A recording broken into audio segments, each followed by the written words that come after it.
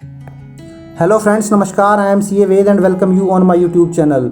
जैसा कि आप थंबनेल से देख पा रहे हैं, आज हम बात करेंगे प्रिजम्पटिव टैक्सेशन स्कीम के बारे में।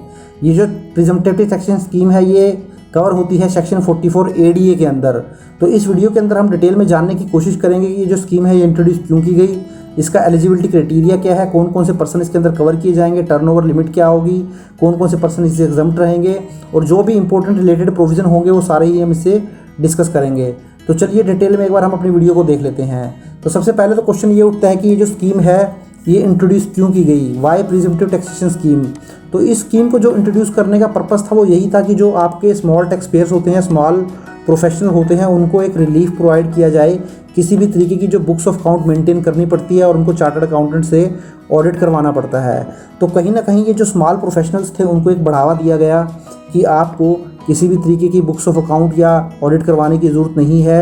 कहीं ना कहीं एक फाइनेंशियल बर्डन भी उसकी वजह से पड़ता है, क्योंकि उसके लिए उनको अकाउंटेंट रखना पड़ता है, फिर चार्टर्ड अकाउंटेंट को फीस पे करनी पड़ती है, या कहीं ना कहीं जब वो नया अपना प्रोफेशन शुरू करते हैं तो कहीं ना कहीं उनका दिमाग डाइवर्ट होता है।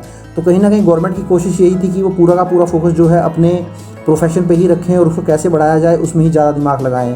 तो इस तरीके से जब ये स्कीम इंट्रोड्यूस की गई तो देखिए जो पर्सन जो आप टैक्स प्रोफेशनल बोल सकते हैं, जब वो इस स्कीम को अडॉप्ट कर लेता है तो वो एक सिंपली डिक्लेयर कर देता है अपनी इनकम एक प्रिस्क्राइब्ड रेट पर।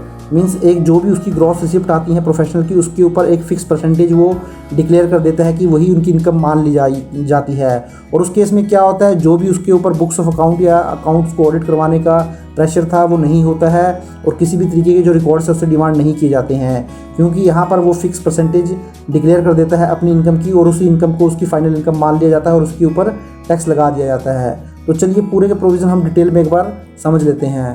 तो सबसे पहले तो जान लेते हैं इस सेक्शन की जो एप्लीकेबिलिटी होती है वो किसके ऊपर होती है। तो अगर इसकी एप्लीकेबिलिटी की बात करूं, अगर कोई इंडिविजुअल है, हिंदू अनडिवाइडेड फैमिली है, या पार्टनरशिप फर्म है, LLP यहाँ पे कवर नहीं किया गया है, लिमिटेड लायबिलिटी पार्टनरशिप को यहाँ कवर नहीं किया गया है, और जो कि रेजिडेंट इन इंडिया होने चाहिए। मीन्स जो ये पर्सन है, इंडिविजुअल, HF या पार्टनरशिप, ये रेजिडेंट होने चाहिए। अगर नॉन रेजिडेंट होंगे तो बेनिफिट नहीं मिलेगा। अगर वो किसी भी प्रोफेशन के अंदर एंगेज्ड है, वो प्रोफेशन क्या हो सकता है, जैसे मैंने नीचे यहाँ बताया है, लीगल हो सकता है, कोई मेडिकल हो सकता है, कोई इंजीनियर हो सकता है, अकाउंटेंट हो सकता है, चार्टर्ड अकाउंटेंट हो सकता है, या टेक्निकल कंसल्टेंसी हो सकती है, इंटीरियर डेकोरेटर हो सकता है, जैसे मूवी आर्टिस्ट हो सकते हैं, प्रोड्यूसर हो गया, डायरेक्टर हो गया, एक्टर हो गया, एडिटर हो गया, कैमरामैन हो गया, या और बहुत सारे प्रोफेशन जो कि नोटिफाइड किए गए हैं CBDT के द्वारा। और यहाँ पे एक टर्नओवर लिमिट भी बताई गई है। मीन्स जो सेक्शन 44 AD है, ये आप तब एक्सरसाइज कर पाएंगे इसके अंदर, तब आप अपनी इनकम को शो कर पाएंगे जब आपकी जो ग्रॉस रिसिप्ट है इस प्रोफेशन से वो 50 लाख रुपए क्रॉस नहीं करती है, 50 लाख रुपए से ज़्यादा नहीं है एक फाइनेंशियल ईयर में। तो जो क्रैक्स अगर मैं बात करूँ इसकी एप्लीकेबिलिटी की, तो ये जो सेक्शन है किसी भी उस इंडिविजुअल, HF या पार्टनरशिप फर्म के ऊपर एप्लीकेबल हो जाएगा जो कि रेजिडेंट इन इंडिया हो, वो किसी भी प्रोफेशन के अंदर एंगेज हों, और जो उस प्रोफेशन से उनकी ग्रॉस रिसिप्ट आती है वो 50 लाख रुपए से ज़्यादा नहीं होनी चाहिए एक फाइनेंशियल ईयर में, 50 लाख रुपए से कम होनी चाहिए। तो उस केस में जो पर्सन है, वो जो इंडिविजुअल, HF या पार्टनरशिप फर्म है, वो अपनी ITR फाइल कर सकता है इस सेक्शन के तहत। तो ये तो हुई एप्लीकेबिलिटी की बात। तो चलिए अब हम बात कर लेते हैं उसको अपनी इनकम जो है वो कितनी डिस्क्लोज करनी पड़ेगी। जैसा कि मैंने आपको स्टार्टिंग में ही बताया था, एक प्रिस्क्राइब रेट से उसको अपनी इनकम डिक्लेयर करनी पड़ेगी। तो जब ये सेक्शन उसके ऊपर एप्लीकेबल हो जाएगा तो वो जो अपनी इनकम है एक नॉर्मल मैनर से तो कंप्यूट करेगा नहीं, मीन्स क्योंकि उसको बुक्स ऑफ अकाउंट मेंटेन करने नहीं है, तो वो अपना प्रॉफिट एंड लॉस वगैरह जो है नहीं बनाएगा। तो सिंपली उसको क्या करना है कि जो भी उसको बिजनेस से प्रोफेशन से जो भी उसको ग्रॉस रिसिप्ट आई है, उस ग्रॉस रिसिप्ट का स्ट्रेट फॉरवर्ड ही उसको 50% अप्लाई कर देना है। सपोज उसके पास 5 लाख रुपए की रिसिप्ट आई, तो 5 लाख का अगर मैं 50% की बात करूँ तो 2.5 लाख रुपए बनता है, तो 2.5 लाख रुपए अपनी इनकम वो डिक्लेयर कर देगा। तो इस तरीके से चलना है। बट यहाँ मैंने एक नोट भी आपको दिया है, नोट बहुत ही इंपॉर्टेंट है। देखिए, आपका अगर एक्चुअल जो प्रॉफिट है वो higher than the percentage of 50% above, जो मैंने आपको ये 50% यहाँ बताया था, अगर आपका एक्चुअल प्रॉफिट इससे ज़्यादा है। अब यहाँ बुक्स ऑफ अकाउंट तो आपको मेंटेन नहीं करने होते हैं, बट स्टिल मैं आपको यही सजेशन करूँगा, जब आप अपनी ITR 4 भरते हैं, वहाँ भी मैंने आपको बताई थी ये चीज़, ITR 4 के ऊपर जब मैंने वीडियो बनाया था, कि आप एक एक्सेल जरूर मेंटेन रखिए अपने पास। उस एक्सेल के अंदर एटलीस्ट अपने खर्चों का हिसाब जरूर रखिए कि आप कितनी आपको रिसिप्ट आ रही है प्रोफेशन से, कितना आप खर्चा कर रहे हैं। अगर वो आपका जो प्रॉफिट है अगर इस परसेंटेज से लगाने के बाद कुछ ज़्यादा होता है तो आपको वो डिक्लेयर करना पड़ेगा। सपोज जैसे मैंने यहाँ आपकी जो ग्रॉस रिसिप्ट पकड़ी थी वो 5 लाख पकड़ी थी, और आपका इसको 50% दिखाना है, तो आपको जो अपनी ग्रॉस टोटल इनकम दिखानी पड़ेगी वो 2.5 लाख रुपए दिखानी पड़ेगी। बट आपने जो एक्सेल में वो मेंटेन किया हुआ अपना हिसाब किताब, उसके अकॉर्डिंग सपोज करें आपकी जो इनकम आती है वो 3 लाख आती है, जो आपका प्रॉफिट आता है 3 लाख रुपए आता है, तो उस केस में आप 3 लाख रुपए आपको अपनी इनकम शो करनी पड़ेगी। मीन्स जो आपका 50% है और उसके अलावा जो आपका एक्चुअल प्रॉफिट अगर उससे ज़्यादा है तो वो आपको डिक्लेयर करना पड़ेगा। तो ये बहुत ही इंपॉर्टेंट पॉइंट है। क्या होता है, जनरली लोग क्या करते हैं, स्ट्रेट फॉरवर्ड ही 50% लगा देते हैं।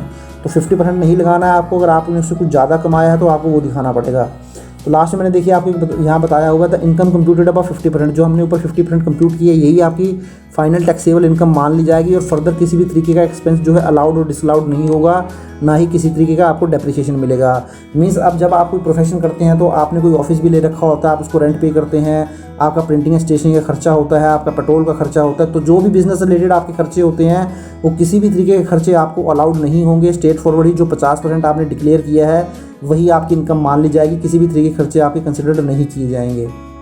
तो चलिए अब हम चलते हैं इनकम एट लोअर रेट। अब देखिए ये भी बहुत इंपॉर्टेंट पॉइंट है। यहाँ मैंने आपको बताया है, अगर आपको लगता है कि आप जो प्रोफेशन कैरी कर रहे हैं उसमें आपका जो एक्चुअल इनकम या प्रॉफिट है जो आप ये डिक्लेयर करते हैं 50%, इससे भी कम है, सपोज इसके सेक्शन के अंदर तो 50% आपको बोला है दिखाने के लिए, बट आपका जो एक्चुअल उस प्रोफेशन से प्रॉफिट है वो 30% ही है, तो उस केस में आपके पास ऑप्शन होता है कि आप वो लोअर रेट से मीन्स लेस देन 50% से अपनी जो इनकम है या प्रॉफिट है वो शो कर सकते हैं। बट इसमें आपको एक दिक्कत आने वाली है। इसका इम्प्लीकेशन क्या होगा, देखिए जब आप अपनी 50% जो इसमें लिमिट बताई गई है सेक्शन के अंदर, अगर उससे नीचे आप दिखाएंगे तो और आपकी वो जो इनकम है वो आपकी बेसिक एग्जम्पशन लिमिट क्या होती है, 2.5 लाख रुपये होती है अगर आप 60 साल से कम हैं, और 3 लाख रुपये होती है सीनियर सिटीजन के केस में। तो वो बेसिक एग्जम्पशन लिमिट से ज़्यादा है तो उस केस में आपको 44A के अंदर बुक्स ऑफ अकाउंट मेंटेन करने पड़ेंगे, और साथ ही साथ उन बुक्स ऑफ अकाउंट को 44AB के अंदर ऑडिट भी कराना पड़ेगा। अब आपके ऊपर ऑडिट की लिमिट कब एप्लीकेबल होती है, इसके ऊपर ऑलरेडी ही मैंने एक डिटेल में वीडियो बनाया हुआ है, और उस वीडियो का लिंक भी मैंने नीचे डिस्क्रिप्शन में दे दिया है, या आप ऊपर आई बटन में भी देख सकते हैं।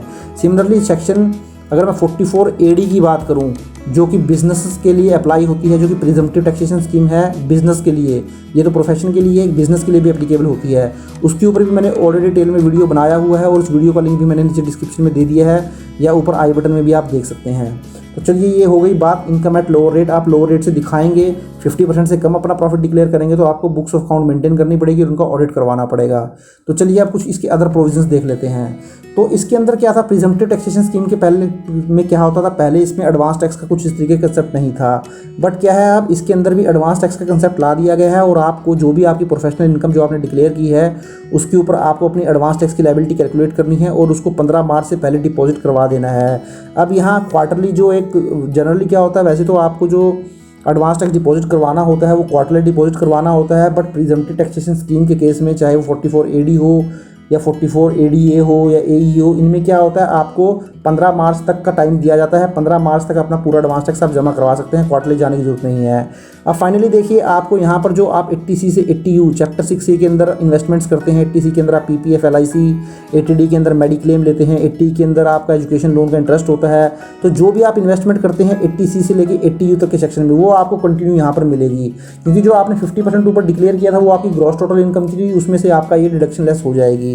अब ये देखिए बड़ा इंपॉर्टेंट पॉइंट है यहाँ पर, जो प्रोविजन थे opting for scheme for continue 5 year under section 44AD, जो जैसे कि मैंने आपको ऊपर बताया था, सेक्शन 44AD के ऊपर मैं ऑलरेडी डिटेल में वीडियो बना दिया है, इसका लिंक आपको नीचे मिल जाएगा।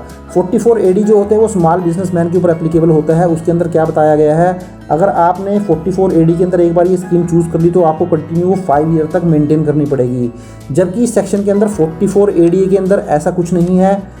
सेक्शन 44AD के अंदर ऐसी कोई कंडीशन नहीं है कि आपको जो स्कीम है वो कंटिन्यू 5 साल तक जो है इसके अंदर रहना पड़ेगा, जबकि 44AD के अंदर ऐसा है। तो ये भी एक इंपॉर्टेंट पॉइंट है इसके अंदर। अब मैं कुछ एक प्रैक्टिकल एग्जांपल से आपको क्लैरिटी देता हूँ। जैसे सपोज करें मिस्टर ए हैं, वो एक फ्रीलांसर हैं और रेजिडेंट इंडिविजुअल हैं। उनका जो प्रोफेशन है एक फाइनेंशियल ईयर में उस प्रोफेशन से उनकी जो ग्रॉस रिसिप्ट है असेसमेंट ईयर 22-23 का मैं एग्जाम्पल ले लेता हूँ, वो 40 लाख रुपए है। तो मिस्टर ए एक फ्रीलांसर हैं, प्रोफेशनल हैं, इंडिविजुअल रेजिडेंट भी हैं और 50 लाख से उनकी ग्रॉस रिसिप्ट कम भी है। तो ये इस 44AD के अंदर इसका बेनिफिट ले सकते हैं, इसके अंदर अपनी जो प्रॉफिट है वो डिक्लेयर कर सकते हैं। तो देखिए आप कैसे करेंगे। अब इनकी जो सेल वैल्यू थी, ग्रॉस रिसिप्ट थी, आप बोल सकते हैं 40 लाख है। अब उनको जो प्रॉफिट डिक्लेयर करना है वो 50% करना है। तो वो जो प्रॉफिट डिक्लेयर कर देंगे 50% 40% का, वो 20 लाख अपना प्रॉफिट डिक्लेयर कर देंगे।